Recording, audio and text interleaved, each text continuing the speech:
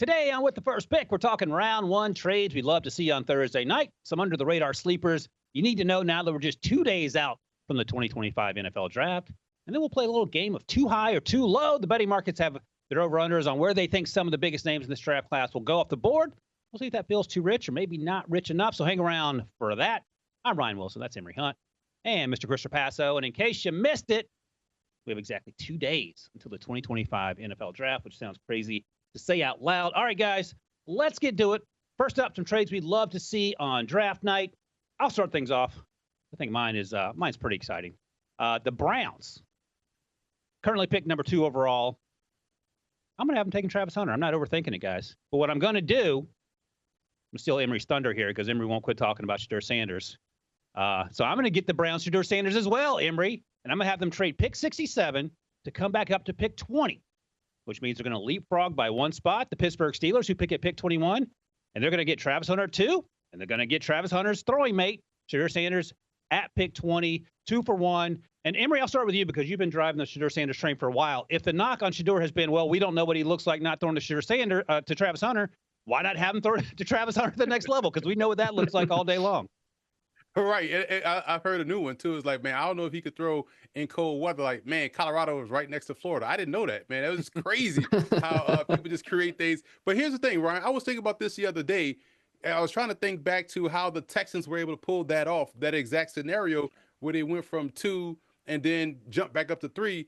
Didn't they have pick 12 or something? Because I was like, how could you convince somebody, if you're the Browns, to trade completely out of the first round to get back in high enough to where you can say, okay, we can get Shedeur Sanders? And would you include a player in that regard if you had to add a player to that trade value? Yeah, and that's the interesting thing. And the reason I picked Denver, number 1, Steelers pick 21, and they'll probably be very interested in Shedeur Sanders if he's there. And number 2, if the Broncos are targeting a running back, and we've had Amari and Hampton come in some of these mock drafts out of UNC at 20, maybe Amari and Hampton isn't there at 33. Maybe he is because the quarterback's now going to go ahead of where you might thought he would go, or you can take Trey Henderson. There are going to be some options at running back as well, and you get an extra pick at pick 67 if you're the Denver Broncos, who have very few needs. One other thing I'll point out, at the time, a lot of folks were saying, I can't believe that the Texans gave up so much to get CJ and then trade back up and get Will Anderson. No one said a word since because Will Anderson's been absolutely balling out. So he makes a ton of sense there. Chris, any thoughts on this trade? Not necessarily in terms of whether it makes sense or not, but do you like it for a Cleveland Browns team that currently has Kenny Pickett and Joe Flacco as their quarterback? Well, you just said it. I think they certainly need a long-term answer at the quarterback position, and obviously Sanders would represent more of that than what they currently have on the roster. But what you mentioned, and you being a Steelers guy, I'm kind of surprised that you want to see this trade because there would be so much spiciness to jump right in front of their division rival that is also in the quarterback market. So it would make for, not just because it's Shedeur Sanders, but it would make for one of the biggest headlines in the entire draft to see the Browns leapfrog the Steelers in round 1 and pair Travis Hunter with his quarterback in college, Shedeur Sanders. And maybe that makes up for the draft back in 21 years ago now, Traps, 2004, where the Browns passed on Ben Roethlisberger, Ohio's own, let him fall to the Steelers. And that's one of the many, many, many curses the Browns have faced.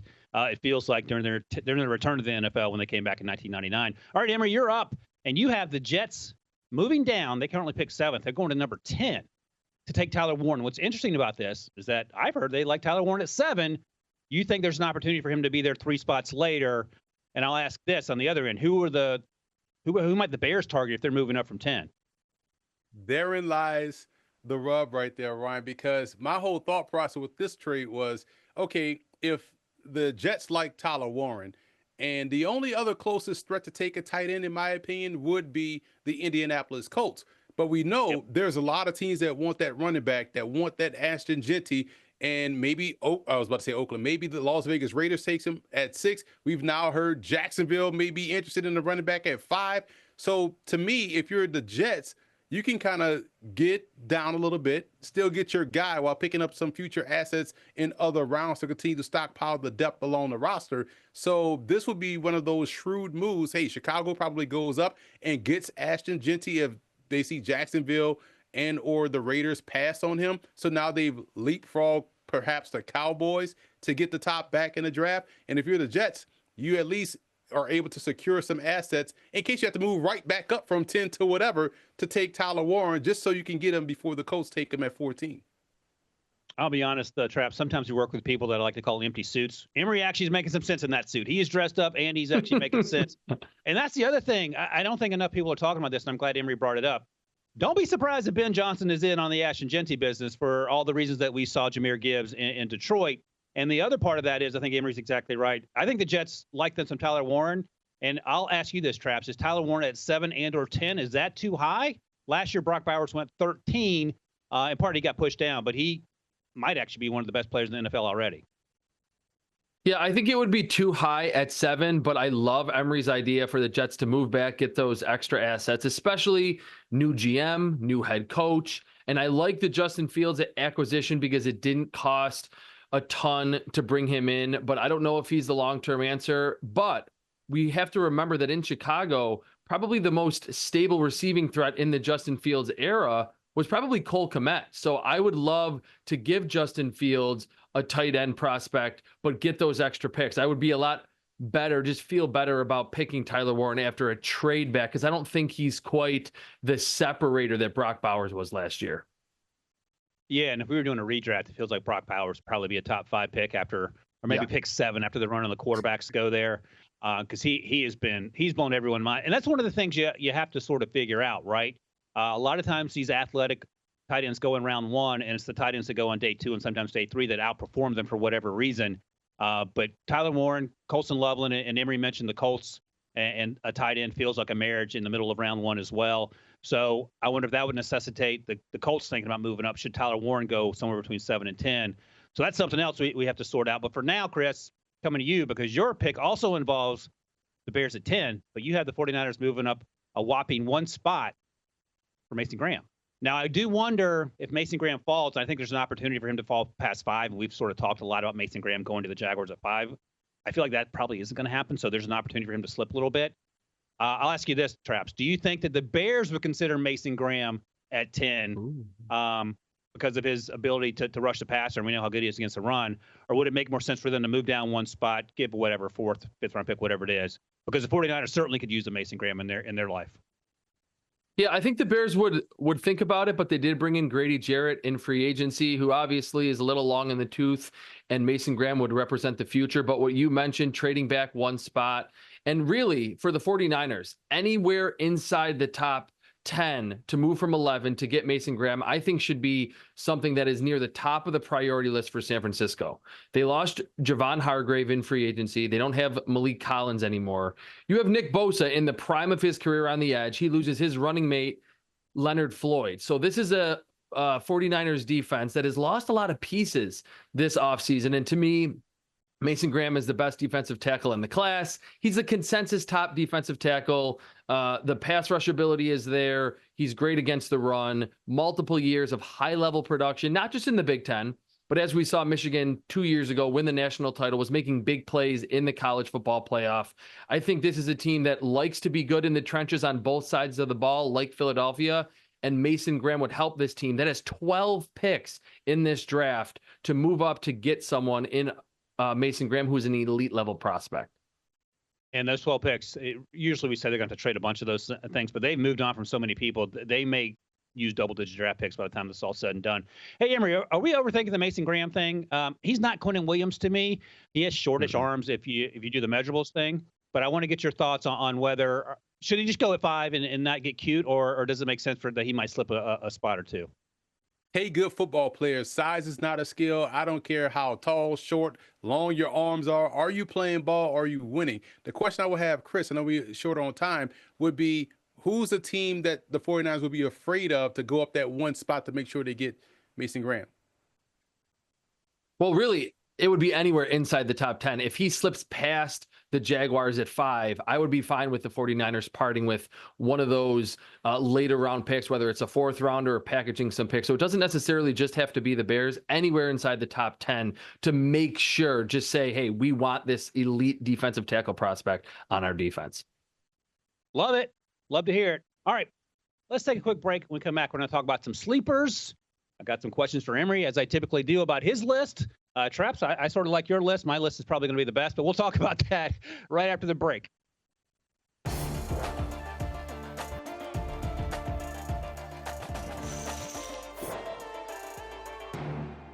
Welcome back to With the First Pick. Let's talk about some of our favorite sleepers in the draft class that's now 2 days away. These young men probably won't hear their name called until Friday, maybe Saturday. We shall see. I'll go first. I got to start with my guy, Charles Grant, offensive tackle out of the College of William & Mary, the second oldest school in the country after Harvard, Trapasso and Emory. I may have gone there. I may have done very poorly academically, but that's not the point of this segment. I'm just going to talk up Charles Grant, who had an opportunity to go to William & Mary on an academic scholarship. He hasn't played football very long. Didn't work out in the pre-draft process because of an injury, but he measures 6'4". He's now up to 311. He has almost 35-inch arms, which is bonkers. If you know about arm length, if you have 32-inch arms, you're going to play guard. If you have 33 to 34-inch arms, that's a great starting point in terms of the measurables and the analytics when teams talk about where they're going to play these guys. Arrived at college at 240. That's what he weighed.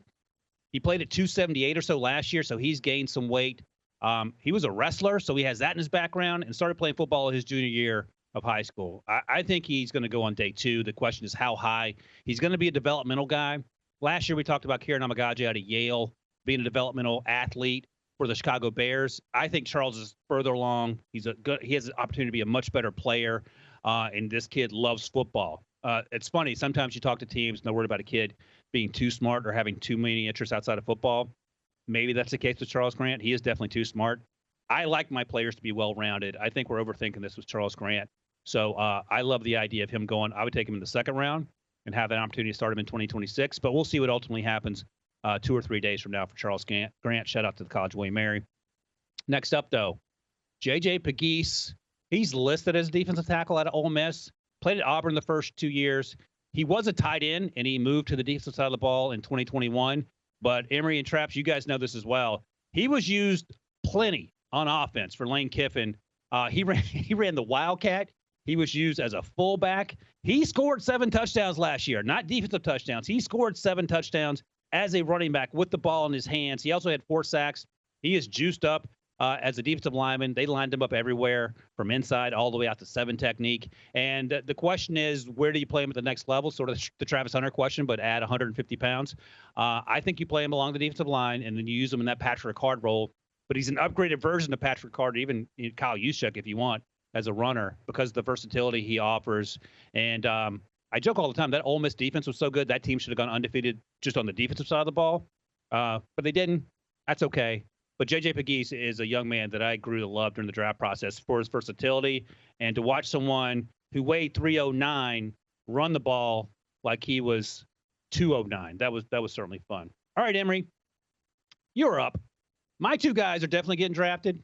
I'm going to be curious to see if you think your guys are going to get drafted. Those are the type of sleepers I was hoping for, but Emory pulled an Emory on his straps. He went deep cut, first guy up. Gabriel Taylor, safety out of Rice, Sean Taylor's brother. And that name rung a bell for more than one reason, other than the fact that his brother Sean. I remember in 2023, he had a big interception against Michael Pratt, 7th-round pick out of Tulane last year's draft class. So he can ball, but he was not on my radar in 2024. Tell me why he's a sleeper.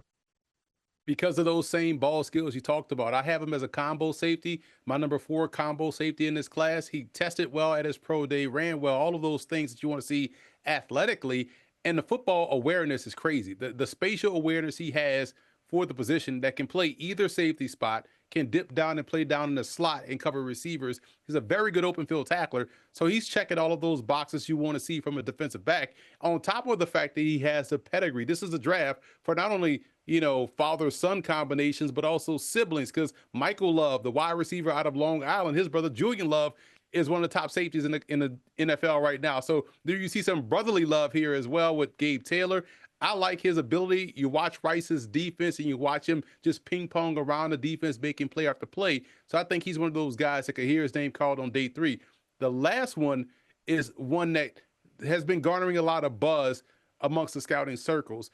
And he may not get his name called on day 3, 7th round, or he may be a high priority free agent. And that's Chandler Rogers, the quarterback out of Cal, by way of North Texas. This guy was outstanding at North Texas. Went to Cal, was supposed to be the starter there, but they went ahead and started Mendoza.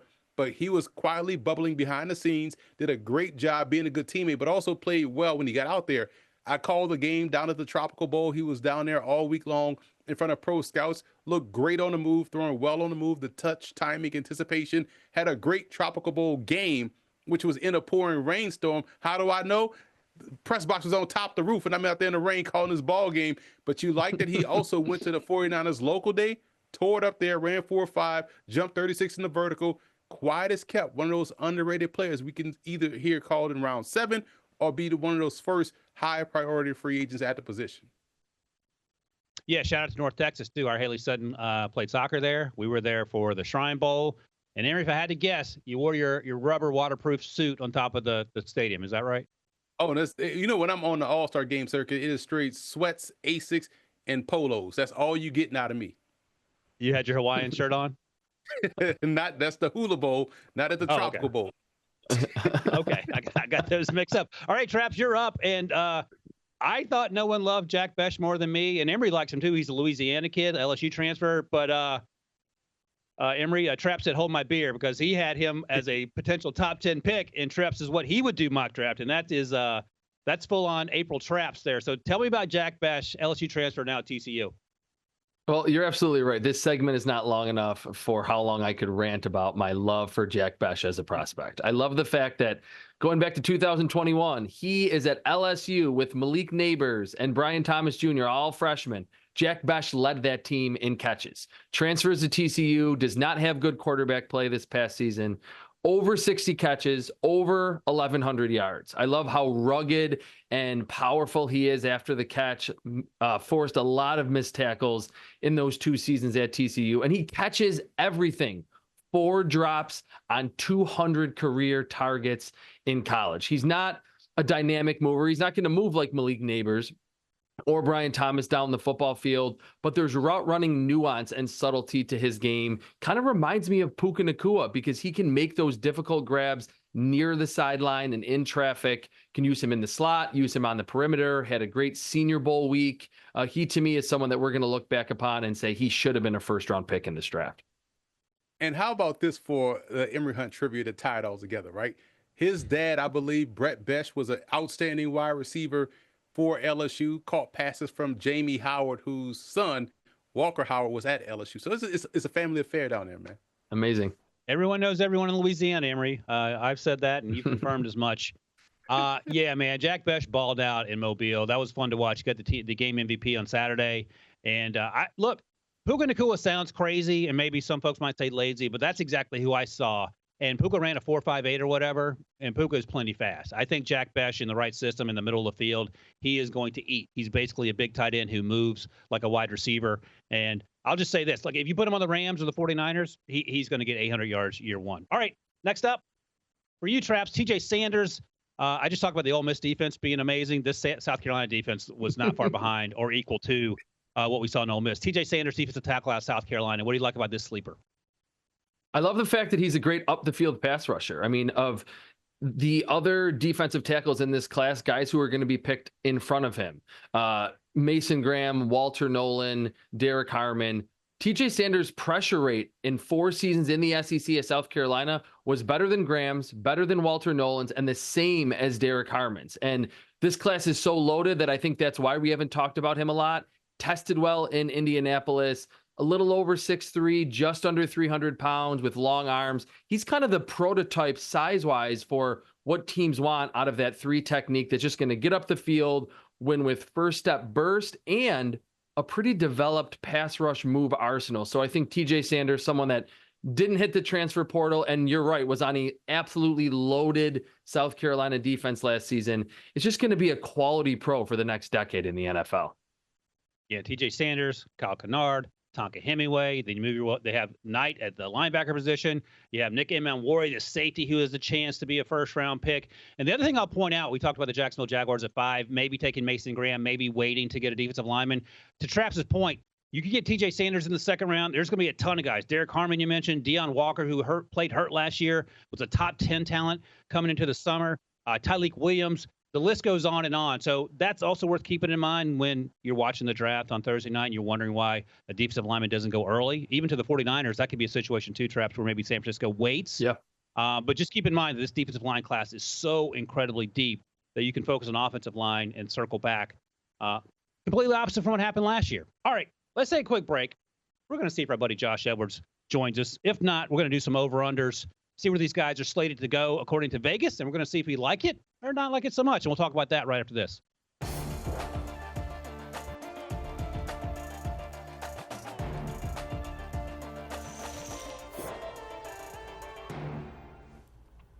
You talk about company synergy. Josh Edwards knows what's up. In the spirit of the Amazing Race CBS, my plane just landed, and I'm going to rush to the office, try to join Brian Traps and Emory on CBS Sports Network for the noon hour. And ask and you shall receive. Emory and Traps, our guy Josh Edwards is in studio in our Fort Lauderdale studios. Glad you made it there, Traps. Josh. Let's get started with some over-unders here because Vegas has some odds on where they think some of these favorite players of ours are going to go in rounds 1. And I want to get your thoughts. And Shedeur Sanders is first up.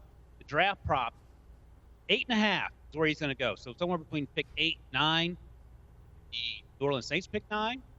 Josh's Cleveland Browns pick 2. So Josh, I'll start with you. How far does Shedeur Sanders last into the first round? So I guess the question is over, under 8.5. What are you doing, over or under? I'm going to say over. For the longest time, I have thought that it was going to be the Saints as the potential landing spot for Shedeur Sanders. Now that the local media has kind of come out and said, hey, I don't think Shedeur Sanders is going to be the pick, now we're scrambling to find out where exactly his landing spot could be. The next possibility really is the Steelers at number 21 overall, Ryan Steelers. And honestly, I don't know that he's even going to be their preferred quarterback. So if he does not go there, then are we suddenly talking about the Giants, maybe the Browns getting back into the first round to pick up that fifth-year option on Shedeur Sanders? But at the end of the day, I think comfortably over 8.5 is the play here. All right, Emory, and then Traps, over under 8.5. Emory, what do you got? I'm going to go under, man. I think we got to keep an eye on pick number 5. And the reason why I say pick 5, that pick may be up for business. And so you look at these numbers, right? I just can't imagine 32 National Football League organizations will look at how much they tell us all throughout the season. You can't win without a quarterback. Man, there's a depth. There isn't a depth of quarterback in the NFL that can play. There's only 9 guys that can play the position. And here's someone that is the most accurate of all time in college football history since 1869. Since Princeton and Rutgers got together in some yard down there in middle New Jersey, this dude is number 1. So I just find it comical that teams are going to bypass a very good high-floor quarterback. So I say under 8. I look at pick number 5 being where things get real crazy.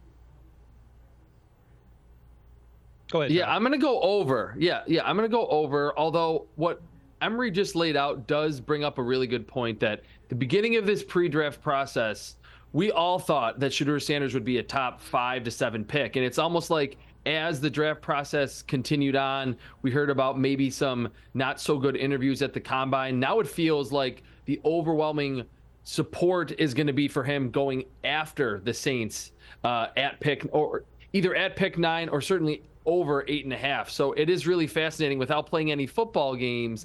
And we didn't see him actually on the field at the East-West Shrine game. Suddenly Shedeur Sanders has gone from a locked-in top 10 pick to someone that Josh and I don't feel great about being one of the top 8 picks in this draft. Yeah, I'm going to go over as well, but in part, I would be quite happy if he lasted until 21 and the Pittsburgh Steelers ended up with him there. He doesn't have to start right away. And to Emory's point, what he would have in Pittsburgh is something he did not have in 2 years in Colorado, and that's a run game. And the offensive line, you would imagine, would be a little bit better. So we shall see. But 3 overs and 1 under. Next up, Jackson Dart. His draft prop is picked 21.5. And we'll go Traps, Emory, and Josh. I'll get started real quick, Traps. I'm going to go over 21.5. I don't know if he goes in the first round. Jackson Dart, QB3 for most people, Traps. What do you think? 21.5, over, under? Yeah, that's exactly how I feel too. I think Jackson Dart could be one of those last picks in round 1 if a antsy team at the early stages of round 2 wants to move up. But it does feel like he's the consensus quarterback 3. And although he's mobile, has a good arm, transitioning from that Lane Kiffin very gimmicky offense to what he's going to be asked to do, reading the entire field on a routine basis in the NFL, I think it's going to be a little bit of a steeper learning curve for him. So I think he could still be a first rounder, but he won't be in the top 20 in this draft. Go ahead, Emory. I'm going to go under. Never underestimate the thirst of NFL teams. Ideally, though, when you look at the quarterback position, you want to find out. I go straight to the page, to the chapter of the book where let me see how he does versus pressure. And boy, oh boy, if Shedeur Sanders had a game where he threw 3 American interceptions in 2 minutes with the playoffs on the line against Florida, we'd see all 48 of that tape. We'll see outside the stadium and we'll see all the angles, right? But Jackson Dart, to me, even if you look at the first drive against Georgia, he looked rattled. Then he gets hurt. The backup comes in, goes right down the field, gets a score. Then whatever happened, Dart got the energy, got back on the field, and played probably his best game in that situation in that game against Georgia. So if he could bottle that up, I can see him being someone going in round 1. And you know how NFL teams feel like we can fix him. Our scheme can work for him. We know what to do to push the right buttons. He's going well before pick 21. I'm going to take the over as well. I just don't think there's enough meat on the bone to take that number because realistically you're saying it's going to be the Steelers at pick number 21 overall. And if Shedeur Sanders is still available, which we have discussed as likely at this point, then both of those players cannot be taken at number 21 overall if my math checks out correctly. So I think you could take both of those plays and feel very comfortable in where you sit. But for me, I'm taking the over on that one as well. I think it's more likely that a team begins considering him in a potential trade back up into the first round, maybe from the top of the second. So 2 quarterbacks. Emory's on an island with both guys. He thinks under for Shedeur at 8.5 and under for Jackson Dart at 21.5. And Josh, I'm going to hold you to this. Give me a 30-second answer because you just arrived because you were late. You couldn't show up on time, but whatever. As a Browns fan, my trade that I wanted to see most is Travis Hunter at 2 for your Cleveland Browns, and then they trade back up. They have to give up the 67th pick to get pick 20 and get Shedeur Sanders. Do you like the idea of that? I would not do that personally because I think the Browns are several players away from being competitive in the short term and the long term. So I think you need that 67th pick. At the same time, you need a quarterback. So if you have a conviction about the player, yeah, absolutely make that pick. But for me personally, I don't think there's as much of a discrepancy between Sanders and some of those other players that we're typically mentioning as being quarterbacks 3 through 4. Yeah, Emory's face is reading my mind, and I'll just say what I told you guys earlier. As a Steelers fan, I like Kenny Pickett on the Steelers. I love him on the Browns. So you can ride that one into the sunset if you want to. Be wary of the cliff that the sun is blinding you from seeing right now because you're about to go right over it. All right, we're going to take a quick break. When we come back here, we're going to hit some more of these over-unders. We're going to get to Emory's favorite position, the running backs. We'll start with Ashton Jeanty and Emory Hampton, see their over-unders, and get our thoughts on that, and we'll do that right after this.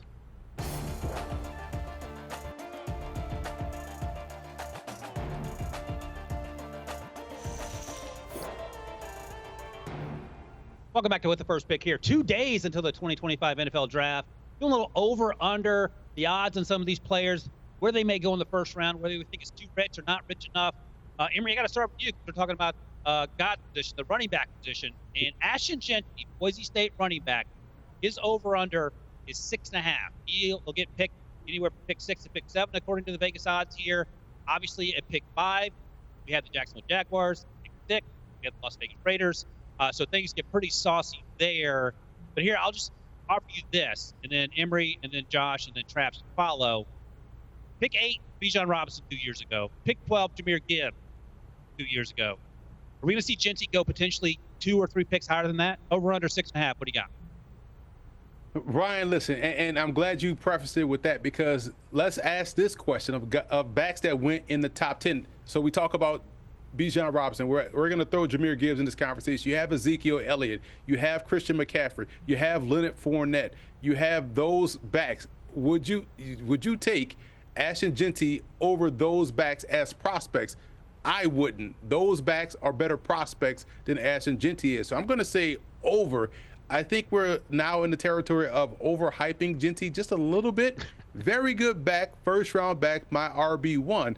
But, man, those backs that are listed that went in the first round, some in the top 10, that's a pretty doggone good list as prospects. So I'll go over. What do you think, Josh?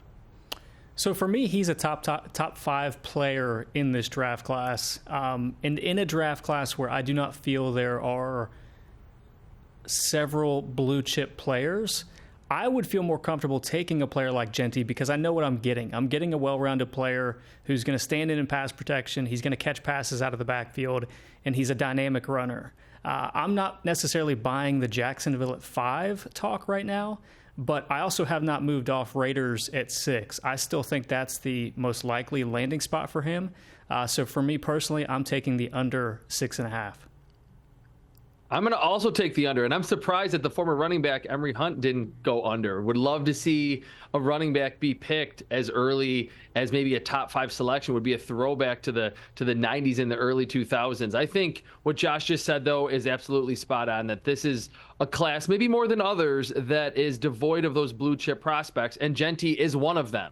I even saw a report earlier today that teams are calling the Browns at 2 and the Giants at 3, and it might be for Travis Hunter, it might be for Abdul Carter, and it could even be for Ashton Genty. So yes, the running back class is super loaded, but it does feel like there is an immense amount of hype for Ashton Genty. Jaguars at 5, like Josh said, Raiders at 6 with Pete Carroll and Chip Kelly, 2 run game proponents. I would be surprised if Genty's still on the board at pick 7.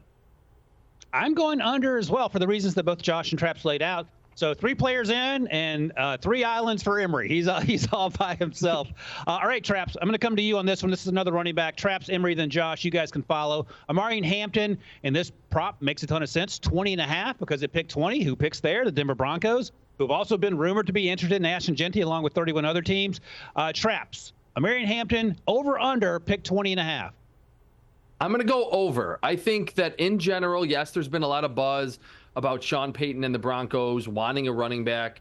But if you look at the history of Sean Payton, he's gotten high-level production. Yes, he got it out of Reggie Bush, who was the number 2 overall pick in 2006. But running backs who were picked later, he can get the efficiency out of them in the screen game. The Pierre Thomases, the Alvin Kamara, who was a 4th-rounder. And it feels like with 2 picks on day 2, they can add someone maybe at receiver or at tight end or on the defensive side even to bolster that defense. And I think back to 2021 when Najee Harris and Travis Etienne were first-round picks. I think they were both better prospects than Omari and Hampton, and they were both picked in the mid-20s. So maybe I'm just a little bit down on Hampton myself, but I feel like if, like you're saying, if the Broncos don't pick him, then this will ultimately be over. So that's where I'm going with Omari and Hampton. Traps, you are legitimately getting great at this media thing, because I love how you buried the lead here. You just completely forgot about Mark Ingram, whom Sean Payton drafted in round 1. That's classic media right there, right? So because he drafted Reggie Bush and because he drafted Mark Ingram, not granted, both of these guys won Heismans, right? So I get the allure of Sean Payton taking those guys, but I'm saying that he is not shy of taking a back. And if he can't get up to go get an Ashton Genty, if he loves Ashton Genty, maybe he just stays pat and takes Omari and Hampton, because maybe there's a team behind him, Kansas City, that could also use a tailback and would be in the market for getting one as well, as in a surprise move. So I would say under, because I think this is where Hampton goes to Denver. If we're being honest here, I'm probably steering clear of this one simply because I think it's 20 or he goes later. But to this point, I have been very stubborn in predicting that the Denver Broncos will be picking Omari and Hampton number 20 overall. So in theory, you would take the under in that regard. So I lean in that direction, but I would also steer clear of it because I think the variance of him going later is greater than him potentially going earlier at this point. So I'm going to take the under 20.5, but that one's a little bit more risky than some of the other propositions thus far. Yeah, Emory, Josh doesn't know how to play the media game. Trap's got the gold star for that one. Josh is trying to play both sides of the fence on that one. So this is a first. Josh is now on the Traps is on the island by himself. Emory, welcome to Josh and Ryan Island. I'm going under as well. So we just got a little bit of time left here. So we'll do rapid fire. Just give me a sentence or two on Tyler Warren, draft prop 10.5. At pick 10, we know obviously the Bears are there. The Jets are at 7. Is he going to be the first tight end off the board? So Josh, Traps, and Emory, give me 2 sentences. Tyler Warren, 10.5, over, under. I will go under. I think he is trending up late. I'm going to go over. I'm going to go over. I think either Dolphins at 13 or Colts at 14 feel like the right fit for Tyler Warren in this class. I'll go under. I feel like this is a 7 to 10 pick, so I'll lean that way, go under, and stand right there, pick 8. You know what? I'm going to go under as well. I feel like the New York Jets at 7 might be cooking up something here. And obviously, we talk a lot about Armand Mimbu being an opportunity to go there as a right tackle, and I like him a lot out of Missouri. Put him next to Elijah Vera-Tucker. You got Olafashinu last year, and that makes a ton of sense. But I'll also love the idea of giving Justin Fields a security blanket at all 3 levels if you want Tyler Warren to do that. No player, I don't think, helped himself more last year outside of maybe Cam Ward than Tyler Warren. The way he was essentially the only offense in town for Penn State. No disrespect to those running backs who came back or Drew Aller, but that's just sort of the reality of it. All right, guys, we got one more block to go. We're going to take a quick break, come back, and look at some of these wide receivers that are destined to go in the first round, do some over-unders and see how we feel about that. We'll talk about those guys right after this.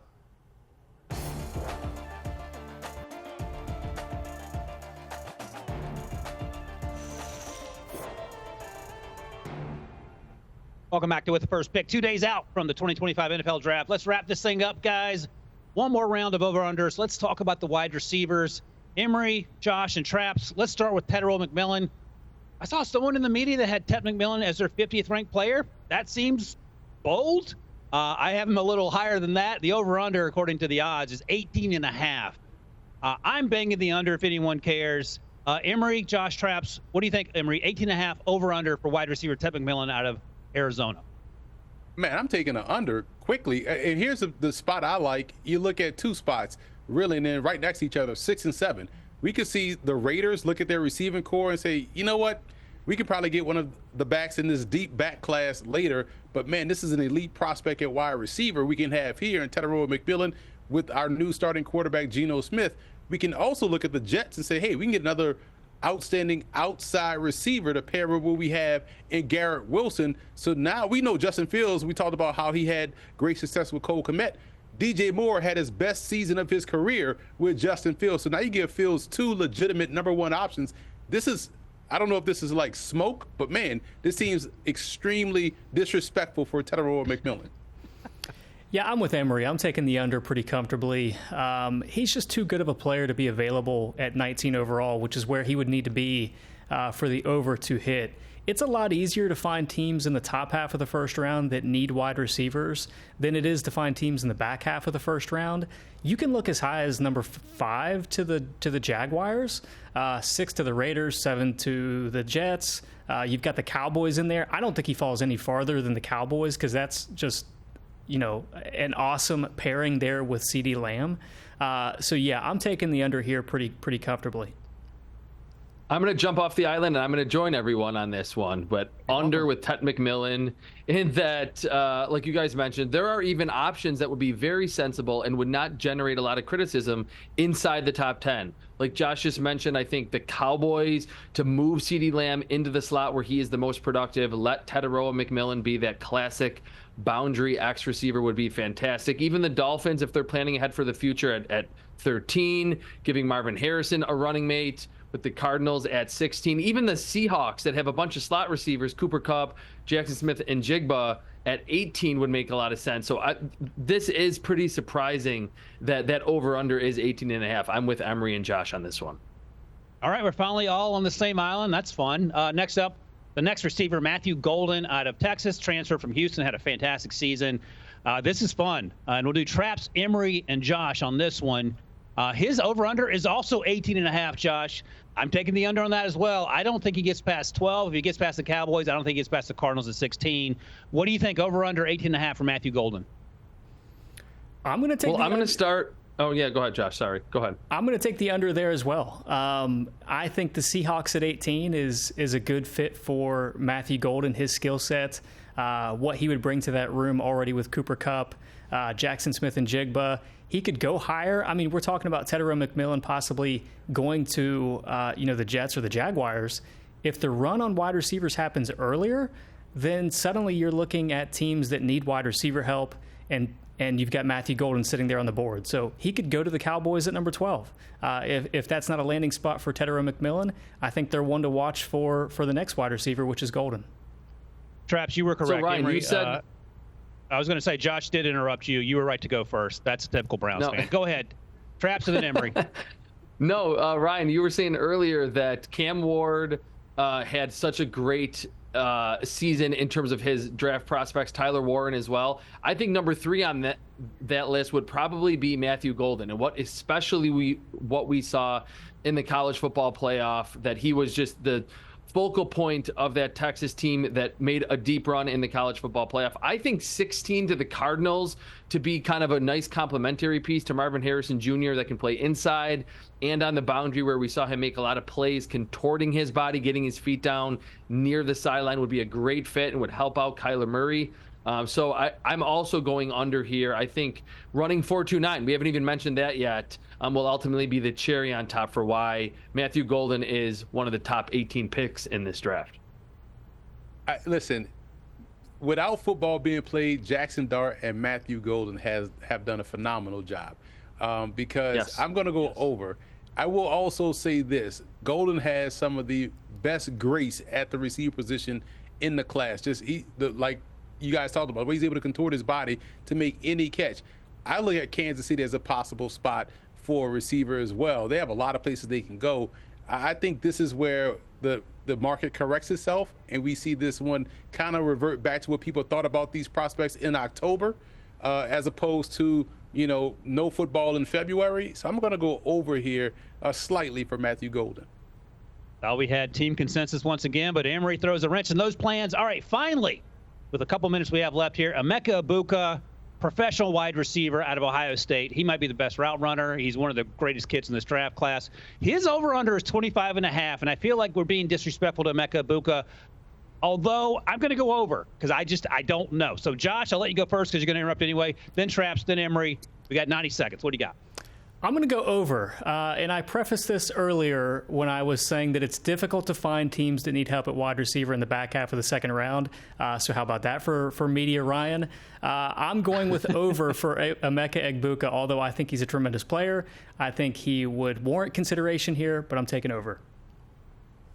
I'm going to go under. I think either 19 to the Buccaneers, to the Chargers, although I don't know if Jim Harbaugh could actually pull the trigger on picking an Ohio State product. That would be pretty hard for him, I think. And even the Packers at 23. He's going to be that wide receiver or that prospect that flies under the radar during the process. We don't hear a lot about him, but is ultimately one of the picks in the back half of the first round, just because he's a damn good football player that has the most catches in Ohio State football history. How about this? How about under? And how about keep an eye on the Saints at pick number 9? Quiet as kept. Who's their number 1 wide receiver?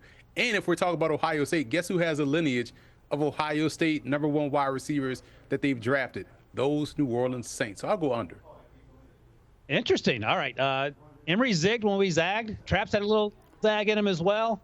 And the time we have left, so Emory, Josh, Traps, they will all be down in our Fort Lauderdale studios, giving you draft coverage Thursday through Saturday. I'll be up at our Stanford studios with our guy, Rand Carthon, the former GM of the Titans. We'll be doing that Wednesday, Thursday, Friday, Saturday. And so check out CBS Sports Network. Check out With the First Pick, wherever you get your podcasts. Check out HQ. We'll be having live shows prior to the draft on Thursday and Friday. And in the meantime, scan that QR code, get With the First Pick wherever you watch your podcast. Thanks, you guys, for joining us. 2 days until the 2025 NFL Draft. Let's go!